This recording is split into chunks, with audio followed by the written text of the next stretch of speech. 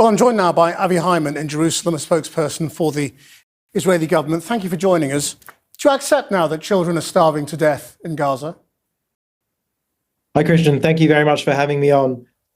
This started on October 7th when Hamas plowed through our borders, beheading, Sorry, can you just address my question? I mean, we're used to the talking points, but I'm just asking you, do you accept that children are now starving?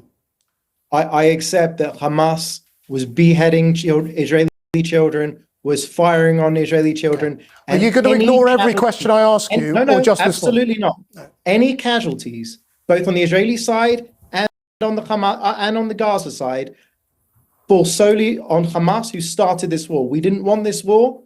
We didn't choose this war, but we will win this war. And we are endeavoring to do our utmost to limit civilian casualties, to get civilians out of harm's way while going after Hamas. We must destroy Hamas, and we will do our utmost to avoid. I'm not even asking you about civilian casualties now. I'm asking you, just listen to the question. I'm asking you about starvation.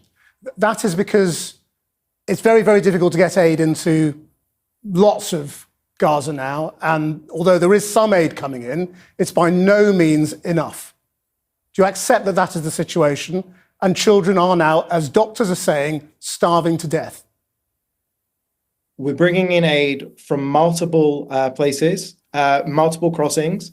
We're bringing aid in now by air as well. We're doing our utmost, more than any other country, to my knowledge, has done. There's no other country that's been in a situation like this where a terrorist organization is fighting from within the civilian population and wants maximum civilian casualties. They are using their people as human shields. And we are endeavoring, we're doing our absolute utmost to kill the terrorists, to eliminate the terrorists, and to get aid through and to avoid civilian casualties. Right, how close are we to a ceasefire deal?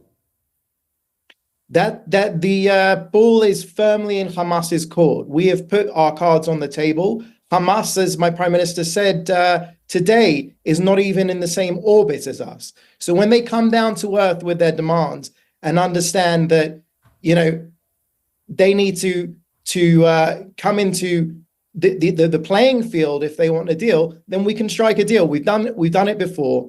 There's three objectives of this war, as you know: to eliminate Hamas, to bring home the hostages, and to ensure that Gaza is no longer a threat to Israel.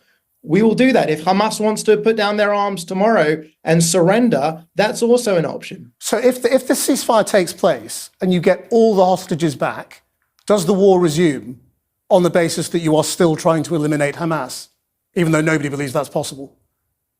Well, I'm not sure that nobody believes that possible. Obviously, we believe that's possible. That's why we're doing it. And we have taken out 18 out of 24 battalions, Hamas battalions. There are 4 remaining in Rafah that need to be dealt with. There's others in Khan Yunis which we're currently fighting. And we believe we're very close. It's a matter of weeks, not months, until we destroy Hamas. We had Ehud Olmert on the program a couple of days ago, who of course, led a big Israeli offensive into Lebanon. He said the victory has happened. The war, a significant victory over Hamas has happened. The war needs to end. Why is he wrong? I don't think that is a opinion held by the vast majority of Israelis. That is not something that I've even heard on the streets of Israel.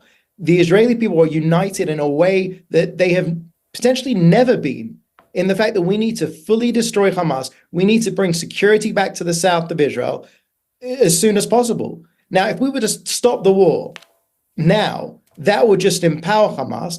Hamas would rearm, would prepare for what they say they want to do, which is to repeat October 7th again and again and again. This is a genocidal terror organization that wants to destroy all of Israel, that wants to kill all Jews in Israel and around the world. That's in their charter. That's not my words. Just on another front, there is another case at the International Court in The Hague looking at the impact of Israel's occupation of Palestinian territories.